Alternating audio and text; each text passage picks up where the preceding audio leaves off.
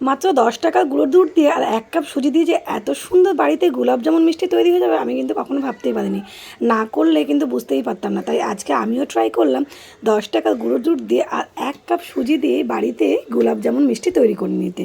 Hello everyone, welcome back to my channel Moni simple lifestyle. আপনাদের সকলকে welcome. সকলে কেমন আছেন? আশা করছি সকলে ভীষণ ভালো আছেন আর আমিও ভীষণ ভালো আছি। এখানে আমি 1 কাপ সুজি দিয়েই কিন্তু গোলাপ জামুন মিষ্টি তৈরি করব। আমি এখানে একটা বড় কাপের 1 কাপ নিয়েছি। তো তার জন্য আমি 1 চামচ প্রথমে কড়াইতে ঘি দিয়েছি। ঘিটা হালকা গরম করে তারপর দিয়ে দিলাম সুজিটা কিন্তু আমি 200 গ্রাম যে প্যাকেটটা সুজি হয় তার থেকে কিন্তু অনেকটা কম, কেন কি এটা 1 কাপ পরিমাণ সুজি আমি দিয়ে তৈরি করব গোলাপ জামুন মিষ্টিগুলো। আর প্রথমে সুজিটা বেশি ভাজার কোনো দরকার নেই, জাস্ট ঘিয়ের সঙ্গে একটু মিশিয়ে নিলেই হবে। তারপরে এখানে বড় কাপে 2 কাপ দুধ দিয়ে দিচ্ছি। যে কাপে আমি সুজি নিয়েছি সেই কাপেরই আমি এখানে 2 কাপ দুধ দিয়ে দেবো। এবার পুরোটাই কিন্তু এখানে জল দিতে লাগবে না, পুরো দুধটাই দিয়েই করবেন, তাহলে কিন্তু মিষ্টির স্বাদটা খুব ভালো হয়। তো এরপরে আমি এটাকে ভালো করে জাল করব। একটা থকথকে একটা মানে খুব শক্ত একটা মণ্ড না তৈরি করে, মানে জাস্ট একটা মিডিয়াম একটা মণ্ড তৈরি করে নেব, যাতে মিষ্টির গোলাকার আকৃতিগুলো তৈরি করতে আমার সুবিধা হয়। তো এবার এটাকে জাল দিতেই থাকবো এবং জাল দিয়ে একটা মণ্ড তৈরি করে নেবো। ঠিক যেমন আমরা যে কোনো পিঠে তৈরি করার সময় খামির করে নিই, এটাও তাই। একদম এই দুধের মধ্যে জাল দিয়ে খুব ভালো করে একটা খামির তৈরি করে নিতে লাগবে। আর এই সুজিটা যতটা পরিমাণ ভালো জাল দেওয়া হবে, মিষ্টিগুলো কিন্তু ভেতরে যখন আপনারা ঠান্ডা হওয়ার পরে কাটবেন তখন কিন্তু ততটাই টেস্ট হবে। তাই সবসময় সুজিটাকে ভালো করে জাল দিয়ে একদম নরম করে নিতে লাগবে। মণ্ডটা প্রায় আমার হয়ে এসেছে। এর থেকে আবার বেশি শক্ত করলে তখন আবার আমার অসুবিধা হয়ে যাবে, একটু লেগে যাবে। তাই দেখুন আমার কড়াই থেকে উঠে আসছে মানে কিন্তু মণ্ডটা একদম রেডি হয়ে গেছে। ঠান্ডা হওয়ার পরে এটা অনেকটাই শক্ত হয়ে যাবে। এখন দেখুন এখনও গরম রয়েছে, তবুও কিন্তু আমার মণ্ডটা একদম তৈরি হয়ে গেছে। এবার একটা থালায় আমি এই মণ্ডটাকে নামিয়ে নিচ্ছি।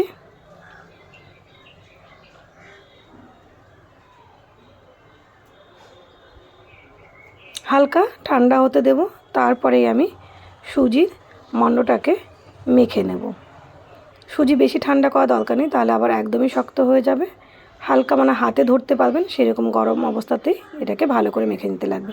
আপনারা চাইলে এখানে ময়দাও ব্যবহার করতে পারেন, কিন্তু আমি কিন্তু 10 টাকার গুঁড়ো দুধের প্যাকেটটা পুরোটাই এখানে মিশিয়ে দিচ্ছি।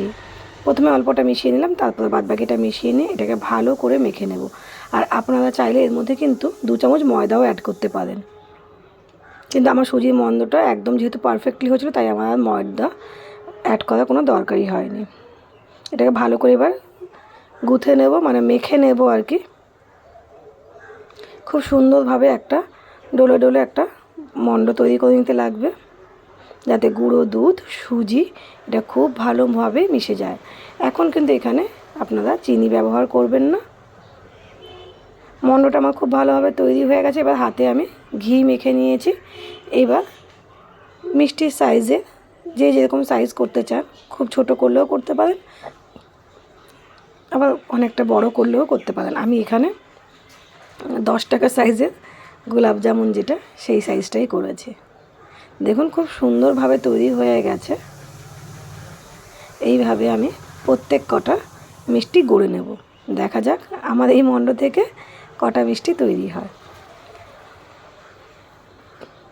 তো প্রায় আমার সবকটা মিষ্টি কিন্তু তৈরি হয়ে গেছে এবং এখান থেকে প্রায় আমার 16খানা গোলাপ জামুন তৈরি হয়েছিল। মাত্র 1 কাপ সুজি দিয়েই কিন্তু আমার 16টা গোলাপ জামুন তৈরি হয়েছিল এবং একটা ছোট ছিল যেটা আমি রেখে দিয়েছি ছোট গোলাপ জামুন করে। এরপরে চিনির শিরা তৈরি করে নিতে লাগবে। আমি এখানে 2.5 কাপ মতো চিনি দিয়েছি এবং 2.5 কাপ চিনিতে আমি 4 কাপ জল দিয়েছি। তারপরেই কিন্তু আমি এখানে শিরাটা তৈরি করব। আমি এখানে প্রায় 4 কাপ জল মেপে একটা বাটিতে করে নিয়েছিলাম এবং এই জলটা আমি এখানে মিশিয়ে দিলাম। চিনিটা গলা পর্যন্ত অপেক্ষা করতে লাগবে। তারপরে এটাকে প্রায় 7-8 মিনিট জাল দিতে লাগবে। 3টে এলাচও এর মধ্যে ফাটিয়ে দিয়ে দিলাম। চিনি শিরা থেকে একটা খুব সুন্দর গন্ধ বের হওয়ার জন্যই কিন্তু এলাচটা দিয়ে দিলাম। দেখুন চিনিটা পুরো গলে গেছে। এবার এটাকে 6 থেকে 7 মিনিট ভালো করে জাল দিতে লাগবে। খুব ভালোভাবে এটা ফুটে উঠেছে, দেখবো একটু হাতে নিয়ে আঠা আঠা ভাবটা এসেছে নাকি। খুব বেশি আঠা করতে যাবেন না, তাহলে কিন্তু ঠান্ডা হওয়ার পরে একদমই শক্ত হয়ে যাবে। একটু আঠা আঠা হাতে লেগে আসবে, তখনই কিন্তু এটাকে নামিয়ে নেন। এখন কিন্তু অতটা হয়নি, জাস্ট একটু চিটচিট লাগছে।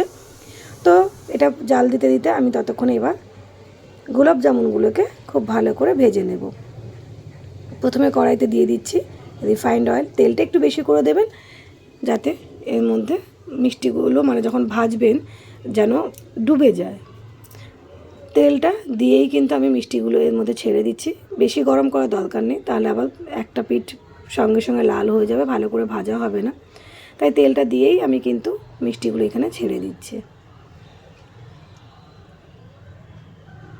এইভাবে কিন্তু আপনারা বাড়িতে একবার হলে ট্রাই করবেন সুজির গোলাপ জামুন। খেলে বুঝতেই পারবেন না যে দোকান থেকে কিনে আনা না বাড়িতে তৈরি করা। আমি তো প্রথমবার করেছিলাম, তো আমার ভীষণই ভালো লেগেছে এবং নেক্সট টাইম আবারও করব, যেহেতু আমার ভালো লেগেছে। এবং যে কোনো জিনিস ভালো লাগলে তখন মনে হয় নেক্সট টাইম আবার ট্রাই করি। তো সত্যি কথা বলতে আমার সত্যি কথা ভীষণই ভালো লেগেছে। একটু আঠা আঠা দেখতে পাচ্ছেন হয়ে এসেছে, আমার হাতে লাগছে। তো এরপরে কিন্তু আমি ফ্লেমটাকে অফ করে দেবো। আর তারপরে এখানে রসগোল্লার যে শিরাটা তৈরি করেছি, মিষ্টি শিরাটা, সেটাকে একটু অল্প ঠান্ডা হতে দেবো। প্রথমে দিয়ে যেটা করবেন সেটা হচ্ছে নাড়বেন না। আমি একটু একটা নেড়ে দেখেছিলাম লেগে যাচ্ছে। মিষ্টিগুলোকে ভালো করে ভাজতে দেবেন। যখন একা একা এটাই ফুলে উঠবে অনেকটা, তখন তো নাড়লে তখন আর আসবে। দেখুন আমার অনেকটা ভাজা হয়ে গেছে এবং নিচে কিন্তু আর লেগে যায়নি। একটাই আমি জাস্ট তুলে ফেলেছিলাম ভুল করে। তো তারপরে মিষ্টিগুলো দেখলাম অনায়াসে উঠে আসে এবং খুব বেশি লাল করে আমি ভাজিনি, আবার খুব বেশি সাদা সাদাও করিনি। মানে একটা হালকা কালার আনার জন্যই আমি যতটা রং মানে ব্রাউন হওয়ার দরকার ততটাই ভেজে নিয়েছি। এইভাবে সমস্ত মিষ্টিগুলো কিন্তু আমার ভাজা হয়ে গেছে। এরপরে চিনির রসটা দেখব হালকা ঠান্ডা হয়েছে কি না। শিরার মধ্যে আমি এবার বেশি আবার ঠান্ডা করার দরকার নেই, একটু ঠান্ডা ঠান্ডা হলেই হবে। তারপরে আমি এর মধ্যে একটু দিয়ে দিচ্ছি কেশরটা দিলে একটু কালারটা খুব ভালো, একটু লালচে লালচে হবে। তাই আমি এখানে সামান্য একটু কেশর দিয়ে দিলাম এবং কেশর থেকে একটা সুন্দর গন্ধও বের হয়। তাই জন্য আমি এখানে একটু অল্প পরিমাণ কেশরটা অপশনাল, আপনাদের বাড়িতে থাকলে দেবেন, না হলে প্রথমবার ট্রাই করলে টাকা খরচা করে দেওয়ার কোনো দরকার নেই। আমার বাড়িতে যেহেতু ছিল তার জন্য আমি দিয়েছি।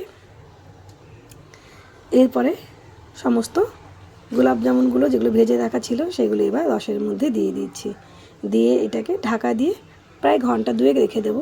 আপনারা চাইলে 1 ঘন্টা পরও খেতে পারেন, কিন্তু আমি এখানে ঘন্টা 2 রেখে দিয়েছিলাম। এতে করে মিষ্টিগুলো ভীষণ সফট হয়েছিল, ভীষণ নরম হয়েছিল। এমনকি মানে আমি রসগোল্লা থেকে শিরা থেকে তুলতে পারছিলাম না, এত নরম হয়ে গেছিলো। তো আপনারা দেখলেই বুঝতে পারবেন। তো দেখুন খুব সুন্দর লাগছিলো, মানে দেখে বুঝতেই পারছিলাম না। যখন আমি ঢাকনাটা খুলছিলাম ভাবছিলাম মানে এক কড়াই রসগোল্লা মনে হয় গোলাপ জামুন মনে হয় দোকান থেকে কিনে আনা হয়েছে। এবার রসের মধ্যে ভালো করে মিশিয়ে নিয়ে একটু তারপরে ঢাকা দিয়ে রেখে দেবো। এখন কিন্তু কড়াইতে আর জাল দেওয়ার কোনো প্রয়োজন নেই, গরম অবস্থায় রেখে দিলেই এবং বড়াগুলো মানে গরম অবস্থায় দিয়ে দিলেই কিন্তু একদম রেডি হয়ে যাবে নরম তুলতুলে রসগোল্লা।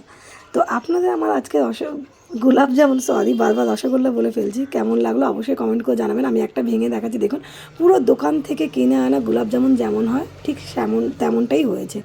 অবশ্যই একবার হলে ট্রাই করবেন। আর আমার আজকে গোলাপ জামুন তৈরি আপনাদের কেমন লাগলো অবশ্যই কমেন্ট করে জানাবেন। আমি কিন্তু প্রথমবার ট্রাই করেছি, আগেও বলেছি আমি নেক্সট টাইম অবশ্যই ট্রাই করবো, কারণ আমার ভীষণ ভীষণ পছন্দ হয়েছিল, ভীষণ নরম তুলতুলে সফট হয়েছিল।